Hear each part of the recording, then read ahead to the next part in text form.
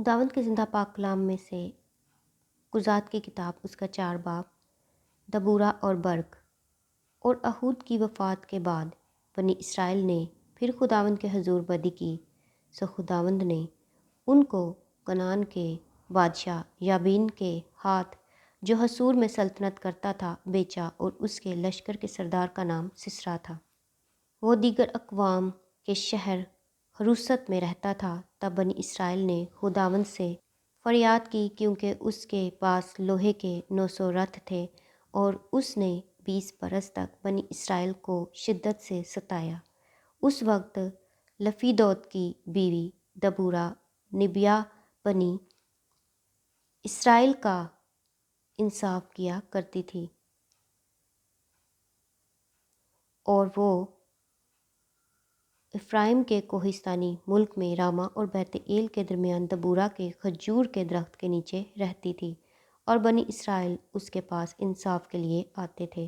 اور اس نے قادس نفتالی سے ابی نویم کے بیٹے برق کو بلا بھیجا، اور اس سے کہا کہ کیا خداوند اسرائیل کے خدا نے حکم نہیں کیا کہ تو تبور کے پہاڑ پر چڑھ جا، اور بنی نفتالی اور بنی زبولون میں سے 10,000 آدمی اپنے ساتھ لے لے، اور میں نہر کسون پر یابین کے لشکر کے سردار سسرا کو اور اس کے رتھوں اور فوج کو تیرے پاس کھینچ لاؤں گا، اور اسے تیرے ہاتھ میں کر دوں گا۔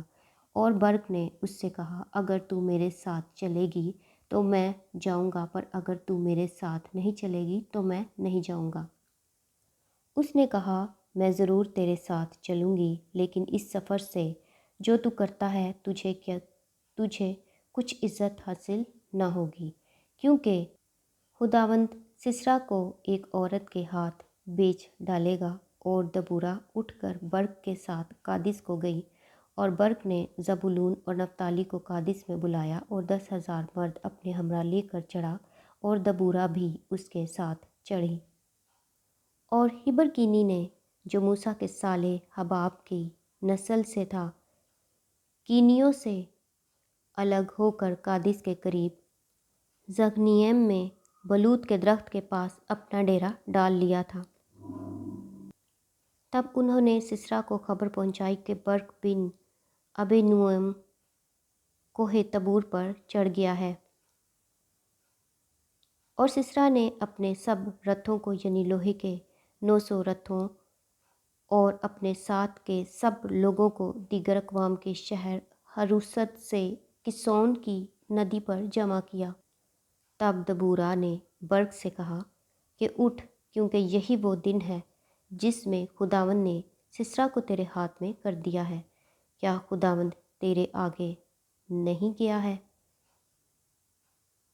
تب برق اور وہ 10,000 مرد اس کے پیچھے پیچھے کوہ تبور سے اترے، اور خداوند نے سسرا کو اور اس کے سب رتھوں اور سب لشکر کو تلوار کے دھار سے برق کے سامنے شکست دی، اور سسرا رتھ پر سے اتر کر پیدل بھاگا، اور برق رتھوں اور لشکر کو دیگر اقوام کے حروست شہر سے شہر تک رگیدتا گیا۔ چنانچہ سسرا کا سارا لشکر تلوار سے نابود ہوا، اور ایک بھی نہ بچا۔ پر سسرا ہبرکینی کی بیوی یائل کے ڈیرے کو پیدل بھاگ گیا، اس لیے کہ حصور کے بادشاہ یابین اور ہبرکینی کے گھرانے میں صلح تھی۔ تب یائل سسرا سے ملنے کو نکلی، اور اس سے کہنے لگی، اے میرے خداوند، آ میرے پاس آ اور ہراسان نہ ہو۔ سو وہ اس کے پاس ڈیرے میں چلا گیا، اور اس نے اس کو کمل اڑا دیا۔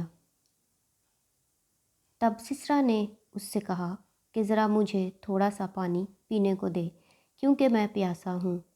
سو اس نے دودھ کا مشکیزہ کھول کر اسے پلایا، اور پھر اسے اڑا دیا۔ تب اس نے اس سے کہا کہ تو ڈیرے کے دروازہ پر کھڑی رہنا، اور اگر کوئی شخص آ کر تجھ سے پوچھے کہ یہاں کوئی مرد ہے تو کہہ دینا کہ نہیں۔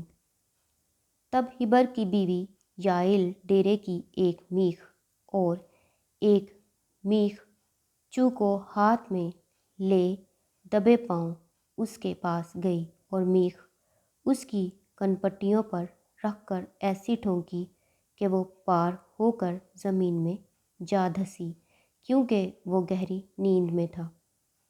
پس وہ بے ہوش ہو کر مر گیا، اور جب برق سسرا کو رگیدتا آیا تو یائل اس سے ملنے کو نکلی اور اس سے کہا، آجا اور میں تجھے وہی شخص جسے تو ڈھونڈتا ہے دکھاؤں گی۔